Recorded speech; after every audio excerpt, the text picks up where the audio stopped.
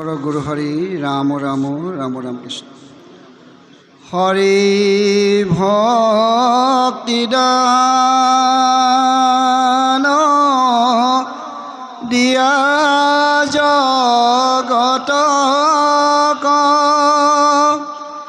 তাৰিলা সংসাৰ সিন্ধু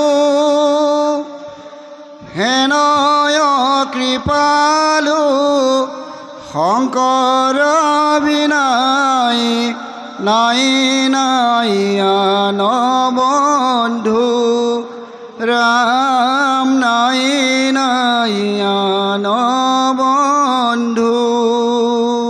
কৃষ্ণ। মহাপুৰুষ মাধৱদেৱ জন্মস্থান উন্নয়ন ক্ষেত্ৰৰ উদ্যোগত লেটেকুপুখুৰী আৰু ৰঙাজান দুইখন থানৰ আতিথ্যত দুদিনীয়াকৈ আয়োজন কৰা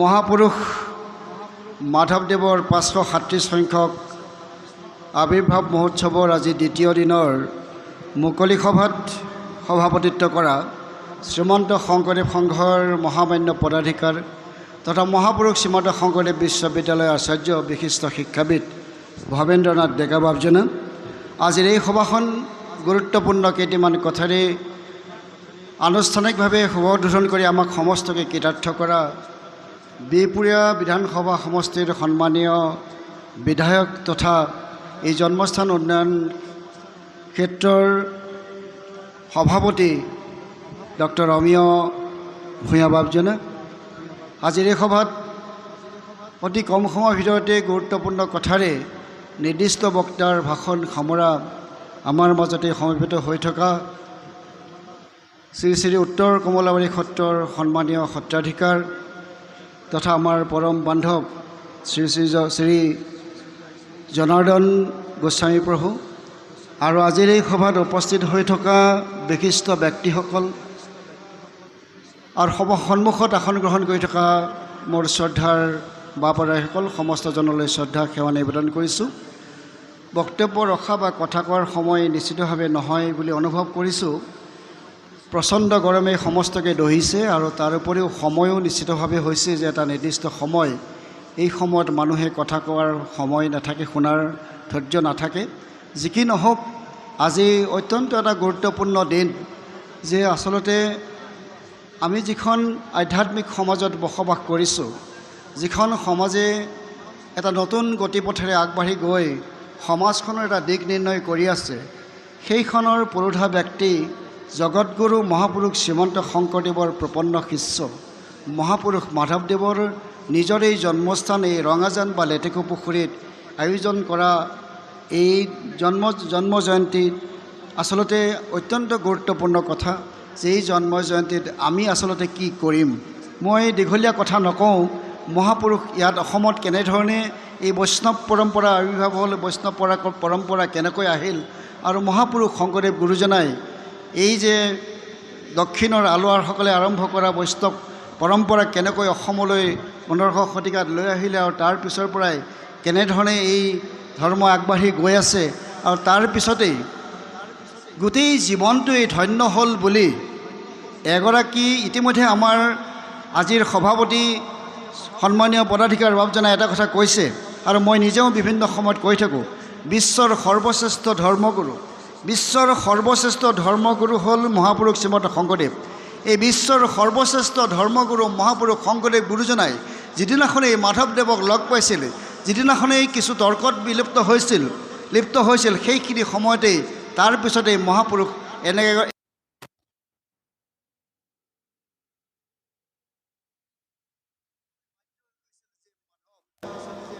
মই তোমাক পাই মোৰ জীৱনটো আজি সম্পূৰ্ণ হ'ল বুলি মই অনুভৱ কৰিছোঁ যে এগৰাকী বিশ্বশ্ৰেষ্ঠ ধৰ্মগুৰুৰ জীৱনটোক এগৰাকী বিশেষ ব্যক্তি লগ পোৱাৰ পিছত সফল হ'ল বুলি, ধন্য হ'ল বুলি কোৱা কথাটোৱে কিমান গুৰুত্ব আমাৰ সেই কথাখিনিত আছে বা সেইগৰাকী ব্যক্তিৰ কিমান গুৰুত্ব আছে সেই কথাটো আচলতে আমি অনুভৱ কৰিব পাৰিব লাগে যে মহাপুৰুষ মাধৱদেৱ মহাপুৰুষ মাধৱদেৱৰ গুৰুত্ব, মহাপুৰুষ শংকৰদেৱৰ সেইষাৰ কথাতেই আবদ্ধ হৈ আছে যে আচলতে তুমি মোৰ জীৱনটোক ধন্য কৰিলা, তোমাক পাই মোৰ জীৱনটো সম্পূৰ্ণ হ'ল।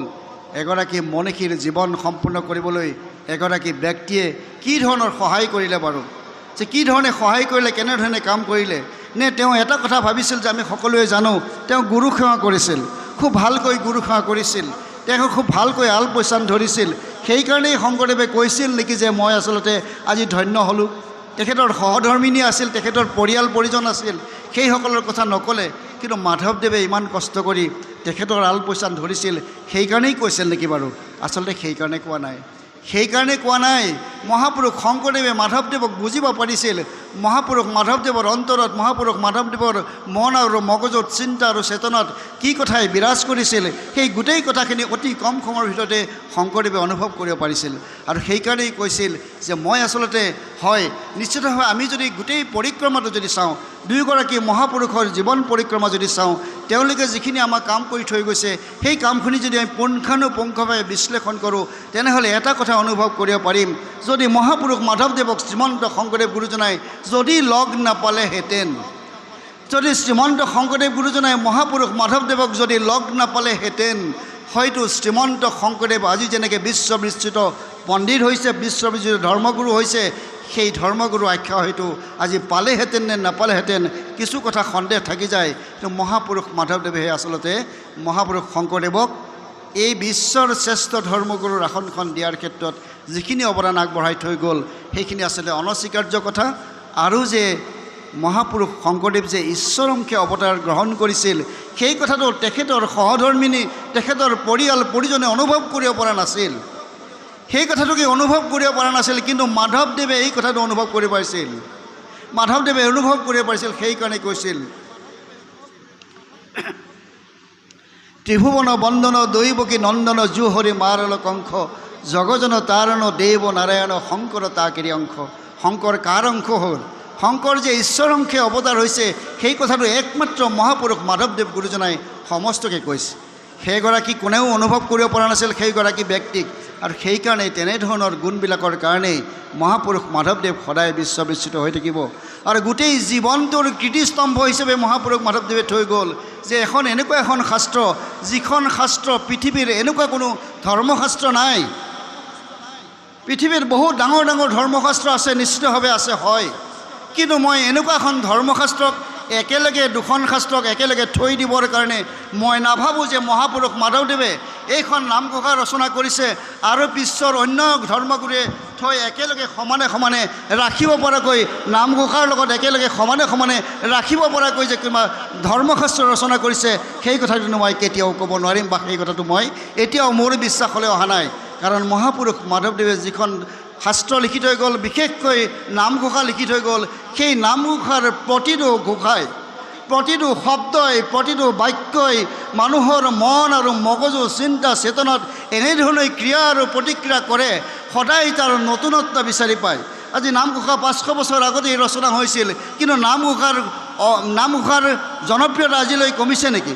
নামঘোষাক আমি ক'ৰবাত থৈ কাৰোবাৰ ঈশ্বৰৰ ওচৰত ভক্তি কৰিব লাগিলে, ঈশ্বৰক প্ৰাৰ্থনা কৰিব লাগিলে আমি কিহেৰে কৰি আছোঁ? অকল নামঘোষাখনেৰে কৰি আছোঁ। সেইখন নামঘোষাৰ লগত আৰু কোনো ধৰ্মশাস্ত্ৰৰ তুলনা হোৱা নাই, আৰু কোনো ধৰ্মশাস্ত্ৰৰ তুলনা হোৱা নাই। একমাত্ৰ প্ৰাৰ্থনা কৰিবৰ কাৰণে, ঈশ্বৰক বুজিবৰ কাৰণে, নিজক আত্মশুদ্ধি কৰিবৰ কাৰণে, নিজৰ চিন্তা আৰু চেতনাক নতুন ৰূপেৰে সজাই তুলিবৰ কাৰণে, বেয়াৰ পৰা ভাললৈ লৈ যাবৰ কাৰণে, আন্ধাৰৰ পৰা পোহৰলৈ লৈ যাবৰ কাৰণে মহাপুৰুষ মাধৱদেৱে যিখন শাস্ত্ৰ লিখি থৈ গ'ল, সেই শাস্ত্ৰখন সদায় অতুলনীয়, সদায় অনবদ্য আৰু সদায় শীৰ্ষতেই থাকিব, এয়া মোৰ বিশ্বাস। এই শ্ৰদ্ধাৰ বাপকলাসকল, আজি আমি যে মহাপুৰুষ মাধৱদেৱৰ জন্ম জয়ন্তী পাতিছোঁ, 537 সংখ্যক জন্ম জয়ন্তী পাতিছোঁ, ইয়াৰ আগতে পাতি আহিছোঁ। আজি এতিয়া যোৱাকালিৰে পৰা অসমৰ বিভিন্ন প্ৰান্তত, অসম তথা ভাৰতবৰ্ষৰ বিভিন্ন প্ৰান্তত মহাপুৰুষ মাধৱদেৱৰ জন্ম জয়ন্তী পাতি আছে। মই ভাবিছোঁ কিয় পাতিব লাগে?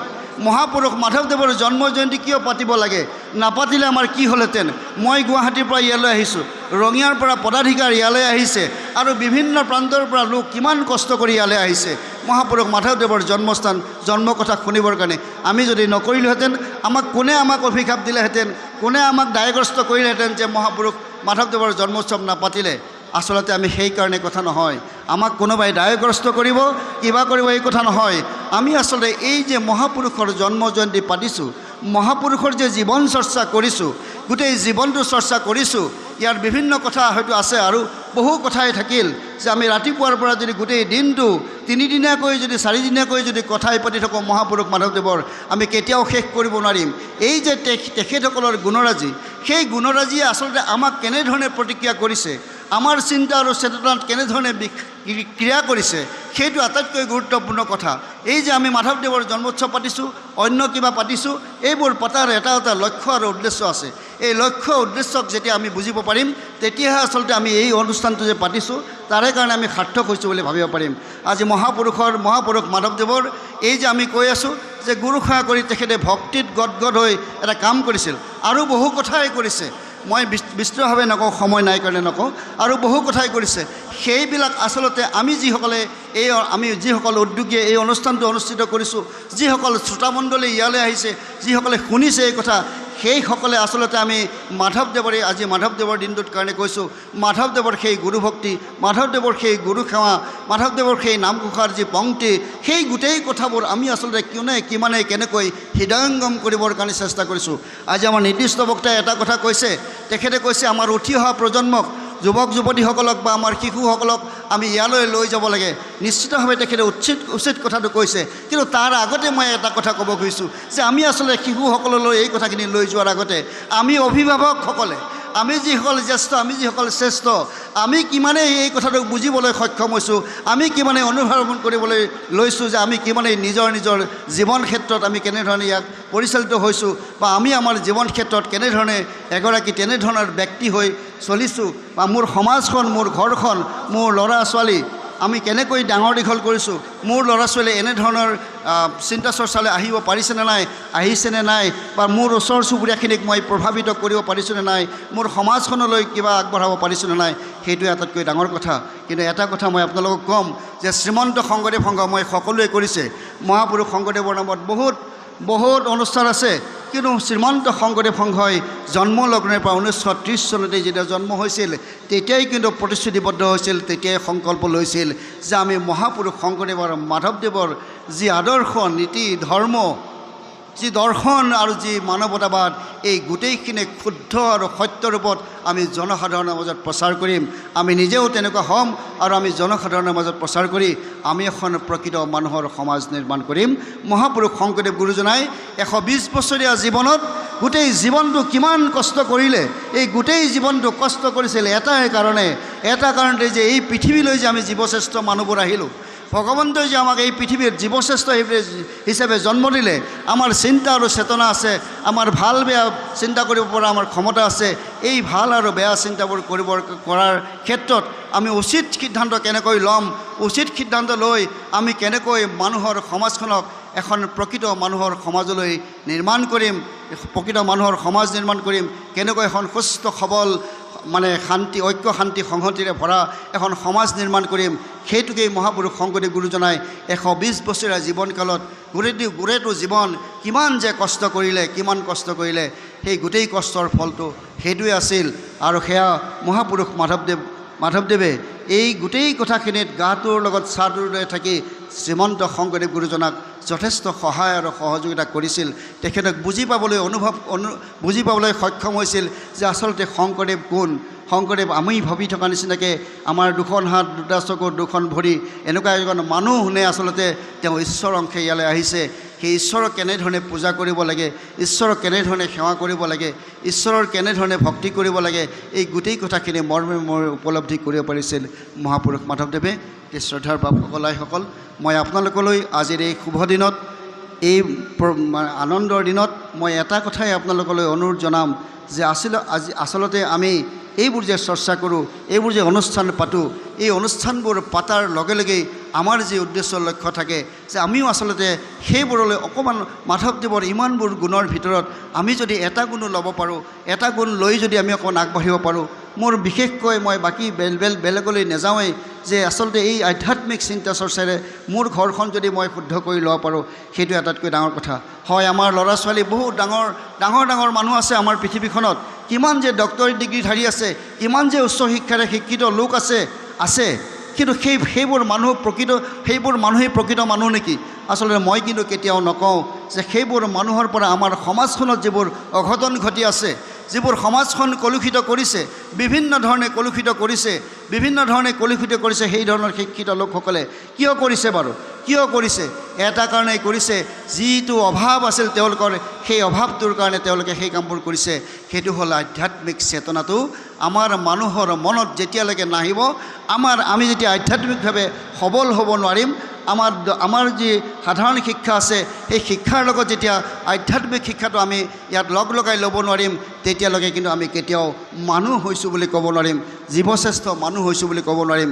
আমি কেৱল খাব, শুব, পিন্ধিব, উৰিবৰ কাৰণেই এইখন সমাজলৈ আহিছোঁ আৰু আমি সেইধৰণে আমাৰ জীৱনটো অতিবাহিত কৰি যাব লাগিব।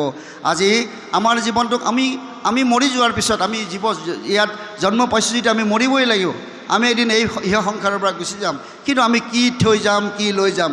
লৈ যোৱা কথাটো দূৰৰ কথা, আমি কি থৈ যাম? আচলতে আজি মহাপুৰুষ শংকৰদেৱ, মহাপুৰুষ মাধৱদেৱ যুগ যুগলৈ জীয়াই থাকিব। অসম জীয়াই থকা মানে অসমৰ অসমীয়া ভাষা, সাহিত্য, সংস্কৃতি জীয়াই থকা মানে মহাপুৰুষ শংকৰদেৱ আৰু মাধৱদেৱ জীয়াই থাকিব লাগিব। পৃথিৱী যিমান দিনলৈ থাকিব সিমান দিনলৈ শংকৰদেৱ মাধৱদেৱ জীয়াই থাকিব লাগিব।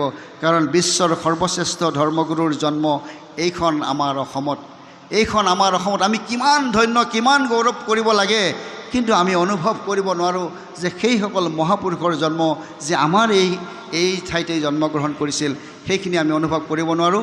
এই শ্ৰদ্ধাৰ সকল মই আৰু দীঘলীয়া কথা নকওঁ, যে মই আপোনালোকলৈ ধন্যবাদ আৰু কৃতজ্ঞতা জনাইছোঁ যে আপোনালোকে এই প্ৰচণ্ড ৰ'দত, ইমান গৰম, আজি কেইবাদিন ধৰি এনেধৰণৰ পৰিৱেশ এটা হৈ আছে, ইয়াৰ মাজতে আপোনালোকে এই স্থানলৈ আহি ইয়াত যে এই সভাখন সাফল্যমণ্ডিত হোৱাত যিখিনি সহায় আৰু সহযোগিতা আগবঢ়ালে, তাৰ কাৰণে আপোনালোক সমস্তজনৰ শ্ৰীচৰণত মই ধন্যবাদৰ শৰাই আগবঢ়াইছোঁ, কৃতজ্ঞতাৰ শৰাই আগবাঢ়িছোঁ আৰু আশা কৰিছোঁ অনাগত দিনত আমি সকলোৱে মিলি আমি এখন সুন্দৰ সমাজ গঢ়িব লাগিব। ইয়াত ধৰ্মীয় কথা নাই যে শংকৰ সংঘৰ হ'ব লাগিব বুলি মই কথা কোৱা নাই। আমাৰ সকলোৰে লক্ষ্য উদ্দেশ্য হ'ব লাগে যে আমি এখন ভাল সমাজত, মানুহৰ সমাজত, য'ত ঐক্য, শান্তি, সম্প্ৰীতি ৰক্ষা হ'ব, য'ত সুখ স্বাচ্ছন্দ্যৰে আমি জীয়াই থাকিব পাৰিম, সেইখন সমাজ নিৰ্মাণ কৰিবৰ কাৰণে আমি আগবাঢ়ি গৈ আছোঁ। আৰু সেই সমাজত, সেই আন্দোলনটোত আপোনালোক সকলোকে সহযোগী হোৱাৰ কামনা কৰি মই মোৰ বক্তব্য সামৰিছোঁ। জয় গুৰু শংকৰ, অপৰাধ বিনাশন। কৃষ্ণ।